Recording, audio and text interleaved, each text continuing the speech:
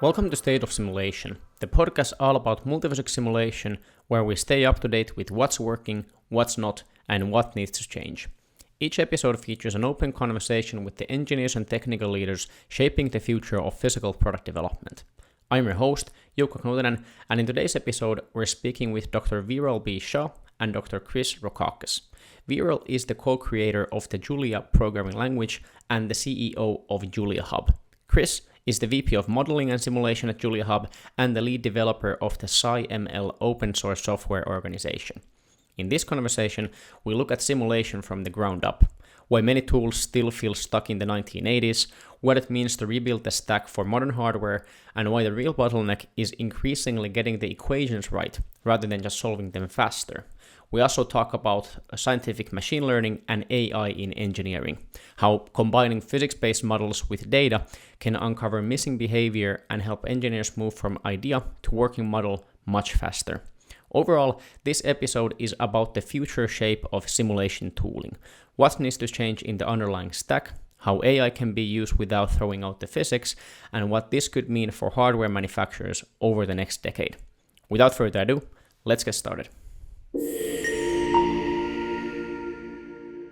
So I guess we could start by just both of you taking 1 to 2 minutes, just introducing what you are doing right now and what brought you there. So Viral, you can, for example, start. Yeah, fantastic. So, Yuka, thanks for inviting us to your podcast, and excited to be here. We, at least my own journey with everything in Julia actually started all the way back in my grad school with my PhD program out of the University of California at Santa Barbara. And, as a PhD in high performance computing, focused largely on parallelizing easy to use languages like MATLAB and Python and so on. And a lot of that work sort of emphasized the need for having a full control of your language stack, right? That if you want to, build the latest and greatest GPU compatible computing environment or distributed computing environment, you can only do that if you have a good handle on the underlying architecture and the underlying sort of language ecosystem. So that's what sort of led to the creation of Julia for me. We started the Julia project all the way back in 2009 at MIT, and then, announced it to the world in 2012. It started really taking off as a user base and a community, which led to the creation of the company in 2015. And we've been at this for a long time. This is a very important mission for us, to make scientific computing easy and accessible and fast. As a business, over time, we have evolved from building just a programming language ecosystem, and I say the word just because it's only 2 million users, right? We've evolved from that to building domain-specific libraries and products, and that's how Chris and I kind of got together. That Chris was building all these amazing solvers, and he'll tell you how he started doing that.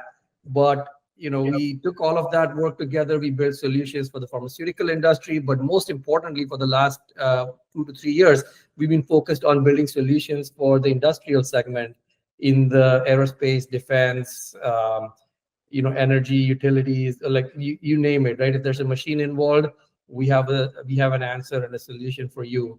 And our vision is to build something that will replace all the different silos of tools that people have to use and the complex workflows, bring the best of all the scientific simulation and the physics together with the best of what AI has to offer in one package, and extend the user base on both sides, right? So we want to go to each and every single one of the 30 million engineers out there who have never even written a line of MATLAB, and we want to go to the Boeing's, Airbus's, ASMLs of the world with the most sophisticated, complicated applications and tools that they want to build.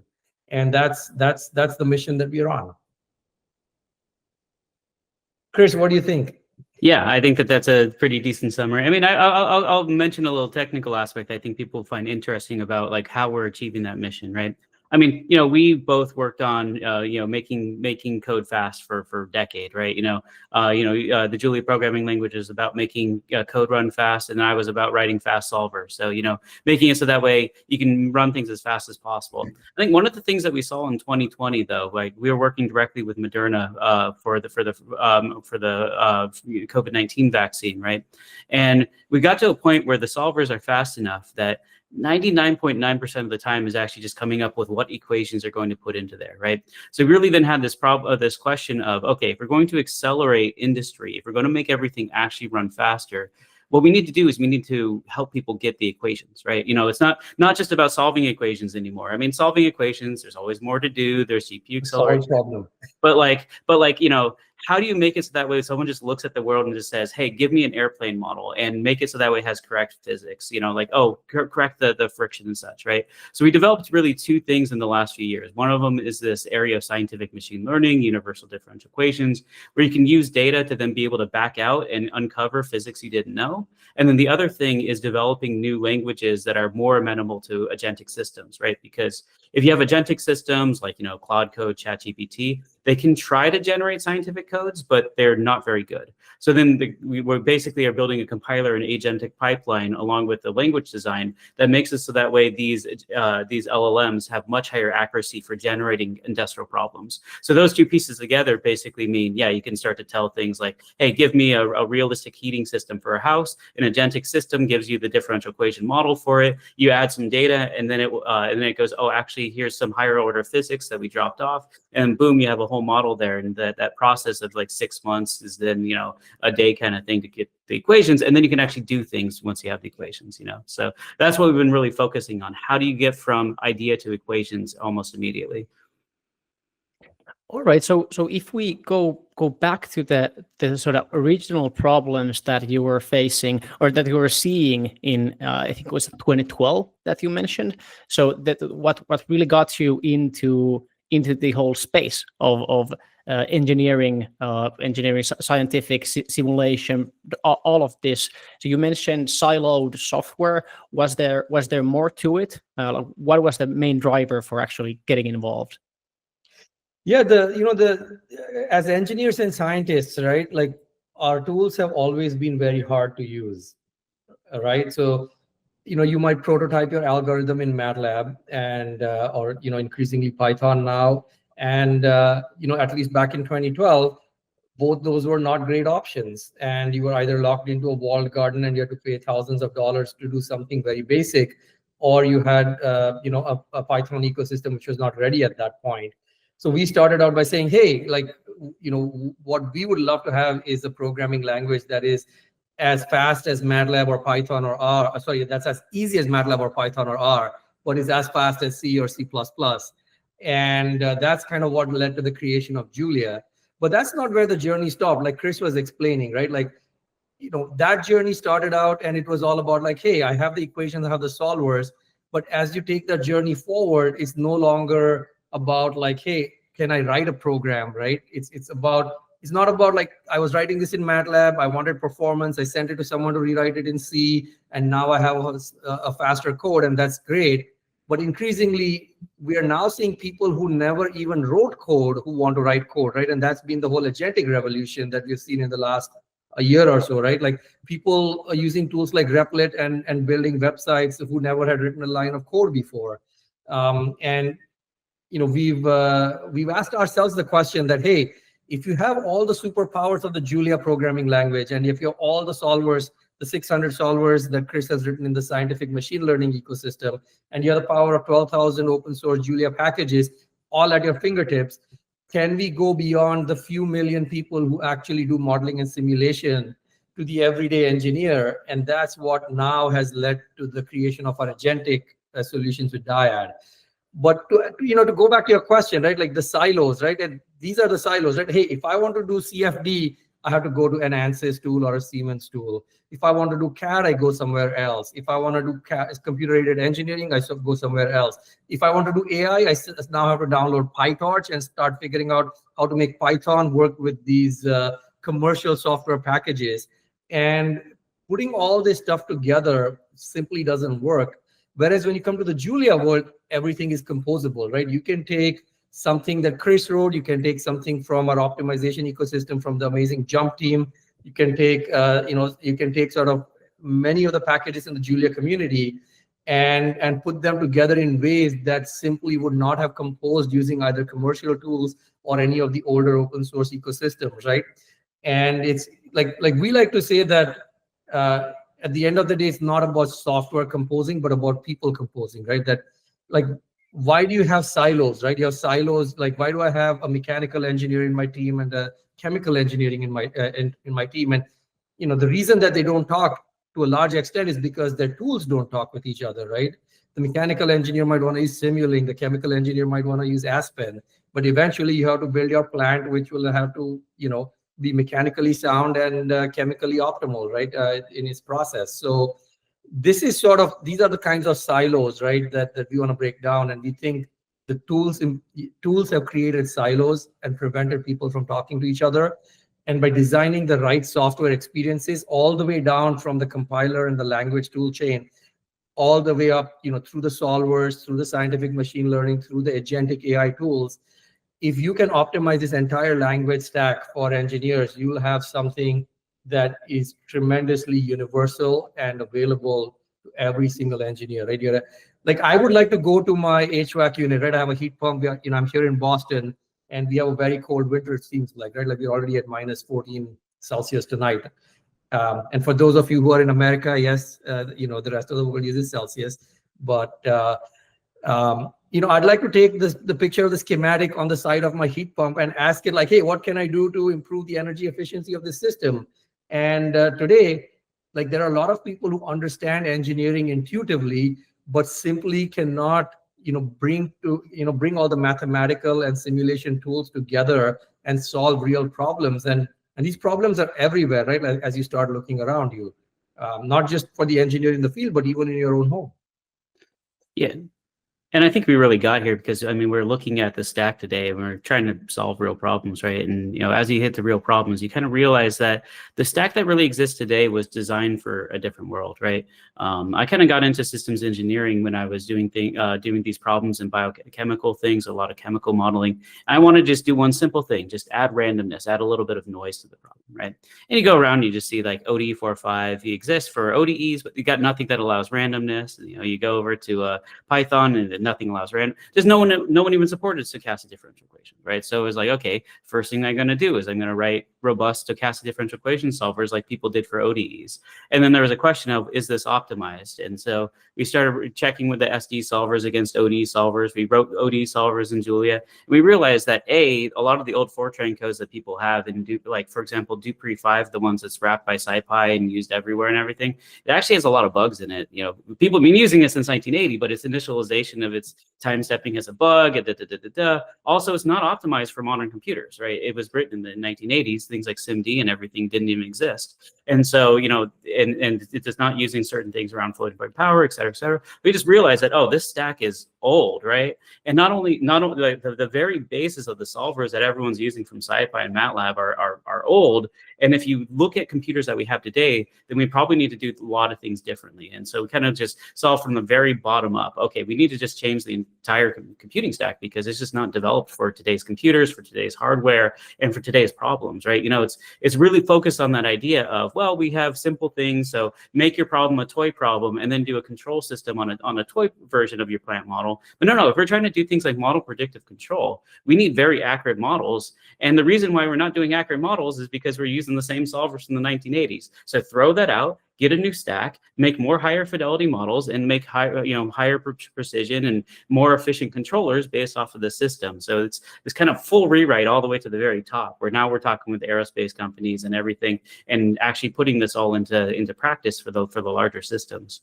I think the model-based control is an important point here, right? That like in the past, you just built a simple PID controller and put it on everything and kind of hope that you got good performance, right? But like if you take the example of an eVTOL, right? Like you have, your little eVTOL flying around.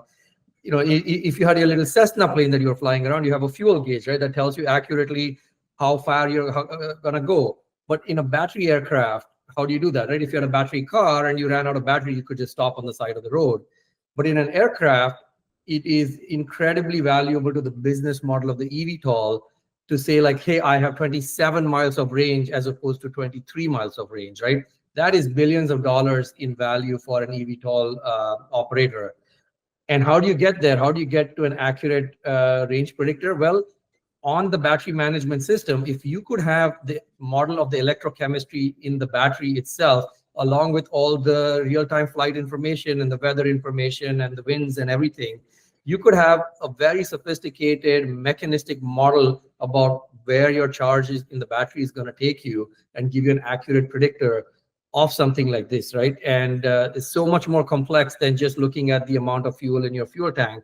And so if you look at modern engineering, right, the ability to put your model inside the controller, the model that you use to design your system, if you can incorporate that into your controller, you'll get far more optimal outcomes, and depending on what your end objectives are. But you can ask all these questions and optimize these things in ways that we could not even dream of before. And that's only possible because of all the things that Chris talked about, right? About rethinking all the solvers and the stacks and the languages and everything from the ground up. Okay, so to make this all very concrete, so from your point of view, what would a optimal product development workflow look like from the very start, where you just have the model, to all the way to deploying a product? Yeah, I mean, I think that what you want to do is you probably want to take a look at your system and say, hey, let's have someone like actually model the system to as high fidelity as we can, right? You know, they should be able to put something in where they, you know, graphical user interface with some, you know, pre-built components, and very quickly kind of say, okay, you know, here we have a quad rotor, and this is the battery that we have. The battery is this lithium ion, and so therefore, you know, there's heat from the sun. Heating up the battery actually causes more energy loss, right? So you just build this entire system, right? And then you just go, okay, you know, I have a realistic simulation. I can generate animations and everything. And then I should be able to click a button and then be able to actually get the lower fidelity version of that, right? That can actually run on a controller. Maybe you'll be able to linearize it and everything, right? And be able to generate a discrete form and then tune PID controllers or model predictive controllers on that system, and then be able to just click a button and deploy it, right? And so that way, when someone comes along, right, they're not looking at the lower fidelity model. Oh, how do I tweak a few parameters so that way this thing does a little bit better? They go back to the high level model and just say, hey, look, we missed something like, you know, for example, let's have a model of the wind, right? Now that we model the wind, let me now click the button and everything goes through all the way to generating code again, now with the wind intact. Now, and let me get other data, right? So that way, as you improve your model of the world, you automatically go through all the steps all the way to real world code and controllers. All right. So artificial intelligence seems to be at the core of all of this. How long has it been the case for you? Could you walk us through your relationship with AI and machine learning? Yeah, let me do the easy version, and Chris will kind of fill in a lot more of the details, right? But our AI stack is basically composed of two parts, right? There's the scientific AI stack and there's the agentic AI stack, right? The scientific AI stack is all about like, hey, Julia as a language has automatic differentiation, so you can put a neural network inside your simulation. You can do gradient descent through the simulator, and you can do all kinds of amazing scientific solutions that you could not do before. And you can optimize designs, you can explore design spaces, you can do all these amazing things. And Chris will tell you a lot more about sensitivity analysis and uncertainty quantification and all those things. So, but that's all the scientific AI, right? Where I already have some kind of a physics-based model, and I have some data from, from real-world operation, and I'm trying to sort of get a complete simulation that incorporates both. But the other opportunity is now the agentic AI, right? Where you're using LLMs under the hood to help you write your models faster, to write the test cases, to write the documentation, to go through the product development life cycle very fast, right? And the scientific AI helps you at a component level, right? Like, how do I design the optimal wing, or how do I design the best battery controller, right? But at the end of the day, all these systems have, all the components, systems have to come together and be integrated into a product. And the agentic tooling is a game changer today, right? The agentic tooling is going to break down all the old silos. Like, hey, I have some models in Simulink, some models in Modelica, I have some stuff in an ANSYS product, I have some stuff in a Siemens product, I have some Fortran code lying around. And agentic tools are rapidly helping us look through all of that and combine these solutions, pull them out of their silos, and bring them, into one single system where the agent can look at the underlying physics, can reason about it, can build your control systems, and really sort of cut down the time for product design. Anecdotally, we at Julia Hub, we have a solutions team for Dyad, and we shared with our team the alpha version of our agent, of the agentic solution, which we're just about to launch in the next couple of weeks. And almost every single engineer said, we do not see ourselves going back to working in the GUI or writing code ever again. That this thing has made us lazy now, and we do not wish to be doing things the old way anymore. We're just bored now, right? Like, once 20, 30-year vets. Yeah, 20, 30-year vets from, Modelica companies and things like that. They're just like, yep, yeah, we're not writing code. We're going to use the agent from now on. So, yeah. And then everyone thinks like, oh, like if the agent's there, like I'm going to download Claude code and I'm going to put it on top of whatever proprietary system I have. And the answer is you cannot do that, right? So the agentic revolution that's happening with Dyad actually has two parts to the story, right? And it all goes to, it's all about sort of the loop closure, right? So why does Cursor work so well, right? Because it has loop closure, right? Cursor can look at your Python or JavaScript code. It can write something, it can run it, it can then see if it ran correctly, it can look at the error messages, debug it, and then go around the loop, right? It's about loop closure, that when I write a program, I can verify that it runs and I can see the issues with it. If I'm designing hardware, how do I get that, right? The only way to get loop closure in hardware is through simulation, which means you need accurate models of your HVAC system, of your heating system, of your refrigerant properties, of your data center, right? Of all the equipment that you have in there.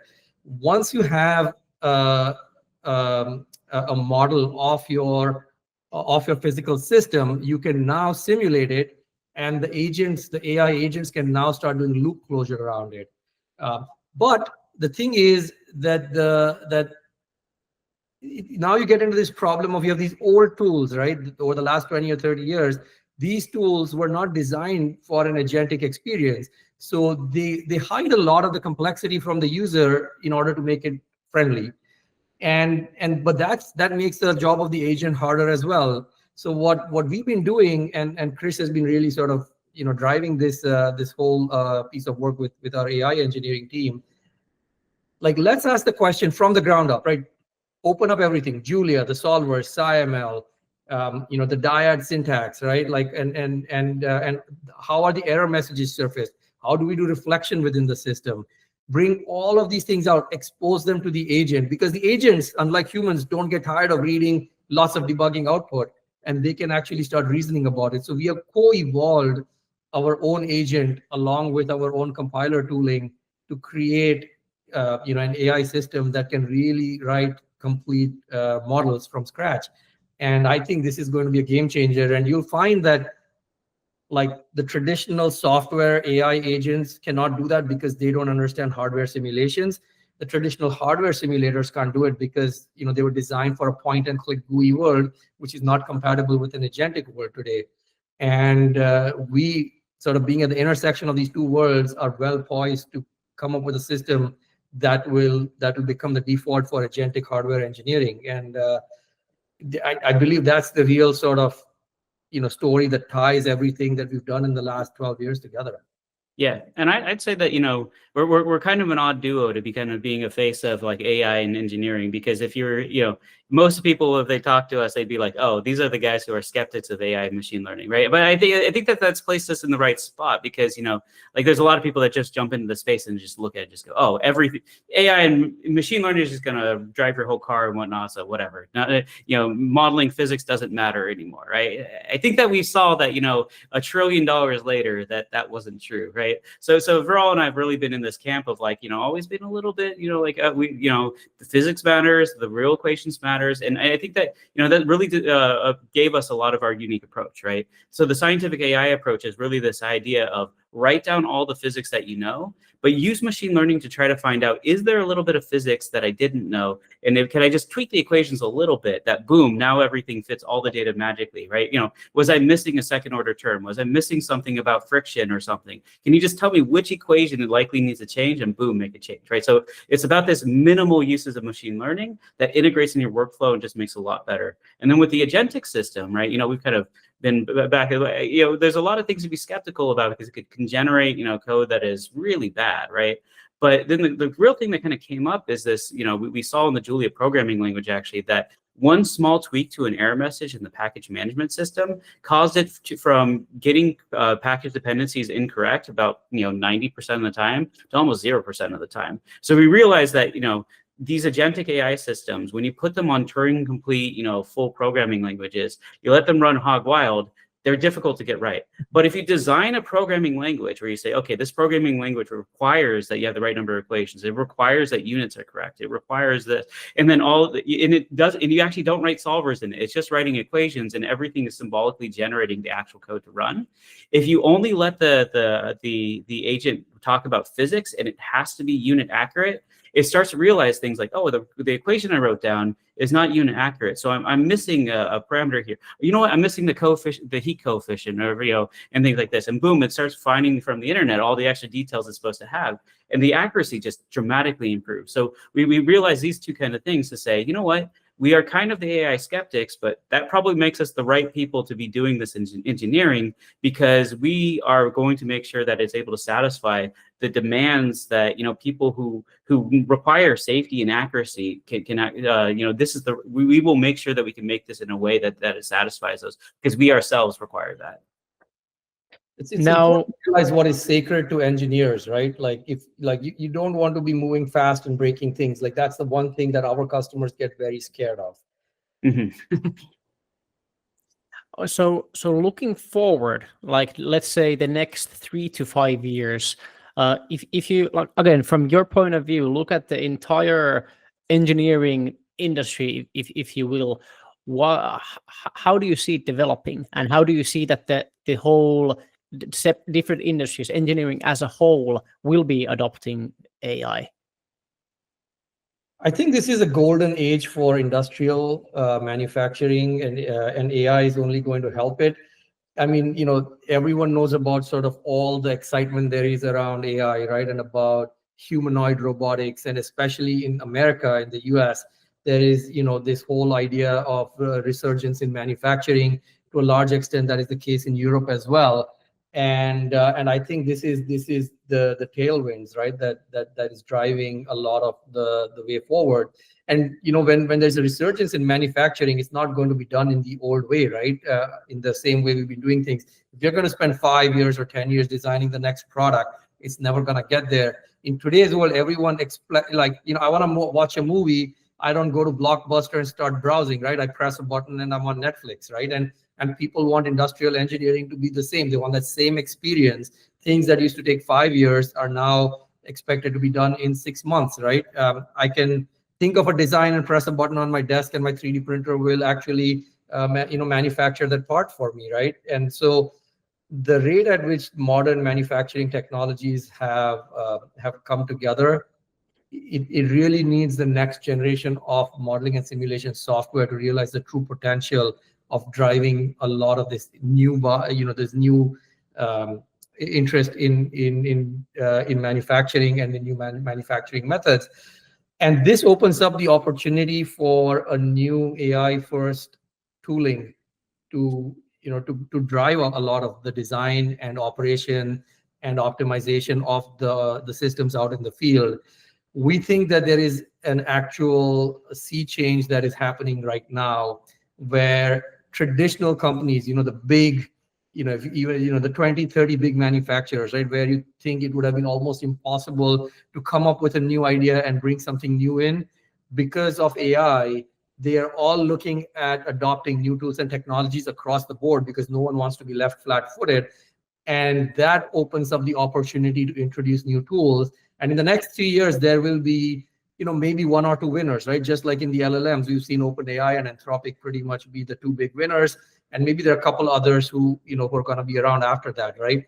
industrial engineering is going to be the exact same thing. The people providing the AI tools for industrial modeling, there will be one or two major new players. It won't be one of the older ones, but it will also not be one of the AI companies either, because you need that blend of both the worlds, right? People who understand engineering and AI. And I believe that our language-based, community-based, ecosystem-based approach, which is a full, which optimizes the full stack, is going to be the way forward. But naturally, I would say that this is the company that we are building.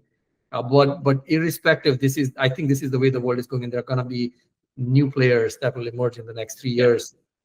Yeah, I think, I mean, if you look at the tool, where the tooling has gone, right? A lot of the traditional tooling is, everything's physics first, you have the engineering and whatnot, right? In 2012 or so, you kind of had this push that came by and just said, everything is machine learning, right? Throw away all the equations, just do everything with data, everything, as long as we have enough data, we could drive a car, right? And you kind of ended up in two camps. You have the reinforcement learning camp, and you have the camps that are building everything and doing, control systems and everything on top of that, right? I think that but what we're seeing is that, the group that is directly trying to build models, they're having difficulty scaling to higher fidelity systems, but they move at the right pace, and they have a lot of safety critical applications that they serve, right?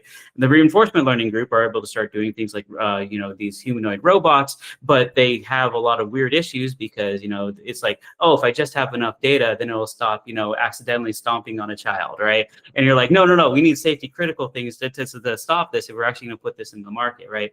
I think that there's the new path that's really starting to come up is to say, can we have a system where we build out the whole physical model and then have the machine learning on top of that is complementary? And we hadn't really seen that before because, it takes a lot of work and know-how. The mathematics for how to do this really wasn't there, right? So a lot of the legacy engineering companies didn't really have the right system to be able to just retarget their code gen to GPUs and everything. A lot of new things that came up were just built on machine learning tools that don't have this capability. But now we're able to go back through and re-engineer the system and say, hey, look, there are things that can build the physical model and put machine learning with this and be able to say, I need to support these safety applications, but when I need higher fidelity in the piece, learn from data, right? And I think that what we'll see in the next, decade is tools will either have to adapt to this regime or they'll die. I mean, I just can't see a pure data. We've seen a lot. I'm sure that everyone in this engineering space has seen people just try to throw out the physics and just say, hey, let's see if we could just solve this whole thing with a neural network. And you know what? It works really well in university. In real world applications, I've seen this fail way too many times. And so I think that, we all understand that it is a tool to be adopted and a tool to be used, but the next set of tools will use that in complement to the tools that engineers have. And that's where I think that we're going to start to make this real push for actual machine learning in real world cases. All right. Well, thank you, Chris. Thank you, Viral. I see you're very, very passionate about the topic. Glad to have you join the podcast. Thank you. Thank you for having us. Thank you so much. Thank you for listening to this episode of The State of Simulation. To stay updated with the latest episodes, webinars, blogs, white papers, and more, join our community of more than 7,000 engineers and engineer-minded people on our LinkedIn page, QuantScient. Thank you again, and see you in the next one.